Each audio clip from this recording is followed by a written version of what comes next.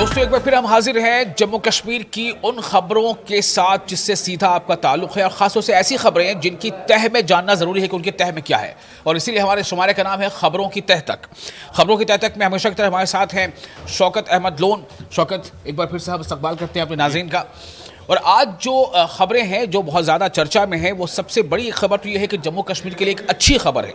जी हाँ, एक अच्छी खबर है जो खुद वज़ीर आला ने उसका ऐलान भी किया। एक तरह से कहा जाए कि जितने भी पंचायत सेक्रेटरीज़ हैं उनकी जो तनख्वाहें हैं उसमें इजाफा किया गया है। वो इजाफा किस तरह से हुआ है, किसको इसका फ़ायदा मिलेगा, उससे बातचीत करेंगे। उसकी तह में क्या है। दूसरी अहम खबर यह है कि आगा सैयद रूहुल्लाह मेहदी ने एक बार फिर कहीं ना कहीं बिगुल फूंक दिया है और फिर ऐसे मुद्दों को उन्होंने हवा दी है जिनका सीधा सीधा जो टकराव है वो आला क़यादत से जाकर जो है वो होता है। यानी कि जो ऐवान बाला जो हम कह सकते हैं या यूँ कह लें कि वज़ारत आला जो है वहाँ सीधा जाकर टकराव होता है। जिन मुद्दों को लेकर के आगा रूहुल्लाह और एक तरह से कह सकते हैं उमर अब्दुल्ला के बीच में ठन गई थी, उन्हीं मुद्दों को फिर से आगा रूहुल्लाह ने हवा दी, जिसमें डेली वेजेस का इशू शामिल है, जिनमें रिजर्वेशन का इशू शामिल है। इस पर बातचीत करेंगे। और साथ ही एक और अहम खबर वो ये है कि आपने देखा था कि हालिया दिनों एक ऐसी सियासत का जम्मू कश्मीर का जो मेडिकल इंस्टीट्यूट ऑफ एक्सेलेंस था, Shri Mata Vaishno Devi institute of medical excellence, वो एक ऐसी सियासत का शिकार हुआ कि जो सेशन है मौजूदा सत्र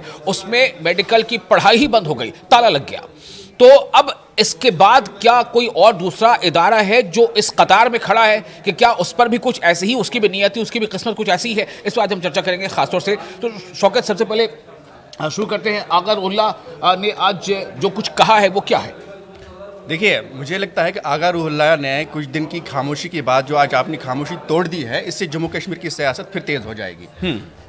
आज फिर उन्होंने डायरेक्टली जो है ना सिर्फ एनसी गवर्नमेंट नहीं, सीधे उमर अब्दुल्ला सीएम को टारगेट किया है। उन्होंने ये कहा है कि जो हमने वादे किए थे वो हम पूरे नहीं कर रहे, हमको वो वादे याद रखने चाहिए। लोगों को राहत पहुंचाने का जो हमारा वादा है उस पर हमको पूरा उतरना पड़ेगा और उस पर काम करना चाहिए।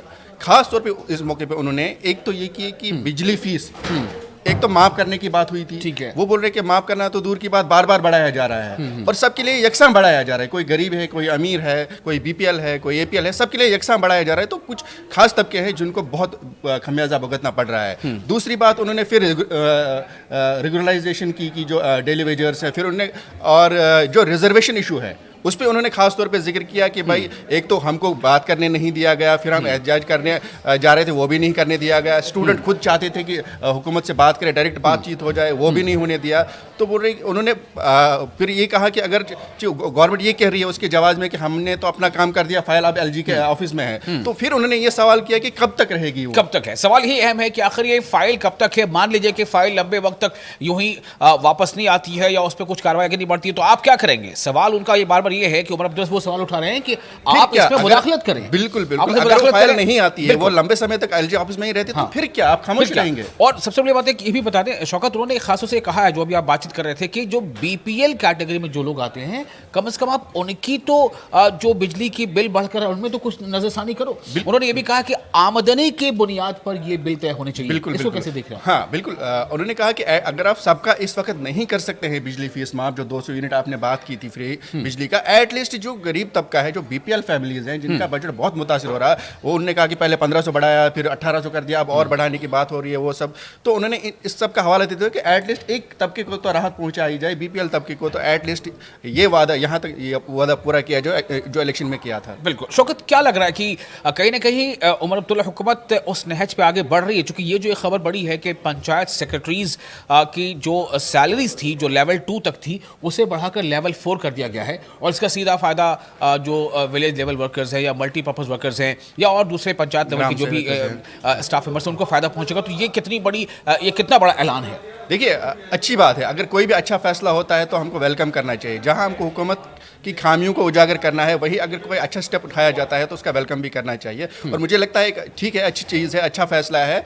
इस तरह से और भी अच्छे फैसले आने चाहिए जिससे आवाम को राहत पहुँचे, लोगों के मसाइल हल हो जाए। और क्या अगला नंबर डेली वेजेस का हो सकता है? देखिए, हो भी सकता है, क्योंकि अभी अगर आपको याद होगा 2 दिन पहले ही जम्मू कश्मीर के जो काबीना के वजीर है जावेद राना, उनसे जब हमारे रिपोर्टर ने, न्यूज़ 18 के रिपोर्टर ने उनसे पूछा था कि डेली वेजर्स की रेगुलराइजेशन का मसला कब तक हल हो जाए, तो उन्होंने कहा कि इस साल में हम कोशिश करेंगे कि उनको राहत पहुंच जाए। तो उम्मीद करते हैं और दुआ करते हैं कि इस साल डेली वेजर्स का एक बहुत बड़ा मसला है, डेली वेजर्स की तो रेगुलराइजेशन अब आपको ये भी पता है कि बजट सेशन भी आने वाला है, तो इसलिए बजट सेशन से पहले पहले बहुत सारे ऐसे ग्रुप्स हैं, वर्कर्स हैं, ऐसी तंजीमें हैं जो दबाव बना रही हैं और हुकूमत भी कहीं ना कहीं चाहेगी कि बजट सेशन में जो अवामी उम्मीदें थी उसको किसी तरह से पूरा करने की कोशिश की जाए। इस सिलसिले में उमर अब्दुल्ला ने बल्कि यूँ कह लें कि जो स्पीकर हैं असम्बली के राठौर साहब, उन्होंने भी उमर अब्दुल्ला से मुलाकात की है और ये बताया है कि हो सकता है कि जो बजट सेशन होगा आने वाला वो 2 मरहलों का होगा। शौकत, अब अगली खबर अहम है। Shri Mata Vaishno Devi institute of medical excellence वो सियासत का शिकार हो गया या जो भी हो गया हम कह लें, लेकिन ये तो हुआ कि वहां पर फिलहाल मौजूदा सेशन के लिए ताले लग गए हैं। बिल्कुल। क्या इसमें अगला नंबर नेशनल लॉ यूनिवर्सिटी का आने वाला है? देखिए, जिस तरह से अब माहौल बन रहा है तो ऐसा लग रहा है कि शायद माता वैष्णो देवी मेडिकल कॉलेज के बाद अब नेशनल लॉ यूनिवर्सिटी जो प्रपोज्ड है बडगाम के लिए, शायद वो भी इसी तरह की पॉलिटिक्स, इसी तरह की सियासत की शिकार हो सकती है। क्योंकि जिस तरह से बीजेपी ने और कई और लीडरों ने जम्मू से यह आवाज़ उठाया है कि नहीं, इसको जम्मू में होना चाहिए, उनका अपना जवाब है, ठीक है, वो ये कह रहे हैं कि सिक्योरिटी रीजन है, मौसम का है, बाकी सब चीज़ें हैं। इधर उमर अब्दुल्ला ने कहा कि नहीं, जब जम्मू को IIT IIM बाकी इदारे मिल रहे थे तो कश्मीरियों ने उनके खिलाफ कोई आवाज़ नहीं उठाई, तो यहाँ बननी चाहिए। तो मुझे लगता है कि फिर एक इशू बन रहा है और जो on the basis of regionalism हो रहा है, जिस पे रीजनल पॉलिटिक्स हो रही है और शायद कहीं ना कहीं ये उसकी शिकार न हो जाए। और मैं यहाँ पे ये कहना चाहूँगा कि ऐसा नहीं होना चाहिए। कब तक हम जो है ऐसे इदारे इनकी नज़र होते देखेंगे कि भाई हम वहाँ से यहाँ होना चाहिए। यहाँ पे ये एक स्टेट है, जम्मू कश्मीर यूनाइटेड स्टेट है, अगर फिलहाल यूटी है, एक तारीखी रियासत रही है, तो ऐसे इदारों को ख़ास तौर पे मुझे लगता है कि पॉलिटिक्स का शिकार नहीं होने देना चाहिए। आज वहाँ आया, कल यहाँ और मिलेगा। तो अगर बडगाम में भी बनती है तो जम्मू कश्मीर का ही एक हिस्सा वो। बिल्कुल बिल्कुल। और सबसे बड़ी बात यह है कि देखिए, जम्मू कश्मीर के बारे में हम लोग अक्सर बातें करते हैं कि जम्मू कश्मीर, जब हम कभी ये नहीं कहते कश्मीर ताज है, बल्कि ये कहते हैं जम्मू कश्मीर भारत का ताज है। जम्मू कश्मीर को भारत का ताज कहते हैं। और बड़ा ही इंटरेस्टिंग एक जवाब दिया था नेशनल कॉन्फ्रेंस के तर्जुमान है इमरान अबी डार, उनसे भी जब ये सवाल किया गया तो उनका कहना था कि देखिए, हम तो जम्मू और कश्मीर, यानी जब नाम लेते हैं जम्मू कश्मीर, तब भी हम पहले जम्मू को रखते हैं ना कि हम कश्मीर जम्मू बोलते हैं, बल्कि हम कहते हैं जम्मू कश्मीर बोलते हैं। तो मतलब उनका एक तरीका था कहने का। तो कुल मिलाकर ये है कि इसकी जो खूबसूरती है एक साथ रहने में, एक तरफ जम्मू से धार्मिक पर्यटन, धार्मिक नगरी की पहचान मिलती है, कश्मीर से जो कुदरती खूबसूरती उसकी पहचान मिलती है, तो एक बड़ा अच्छा इम्तजाज है। तो यही है आज खबरों की तह तक का आज का शुमारा। मुझे लगता है कि आपको ये शुमारा भी पसंद आया होगा। इसके ताल्लुक से आप जो भी अपनी राय है हमें कमेंट बॉक्स में शेयर कर सकते हैं। और अगले शुमारे तक मुझे और हमारे साथी शौकत अहमद लोन को इजाज़त दें। शुक्रिया।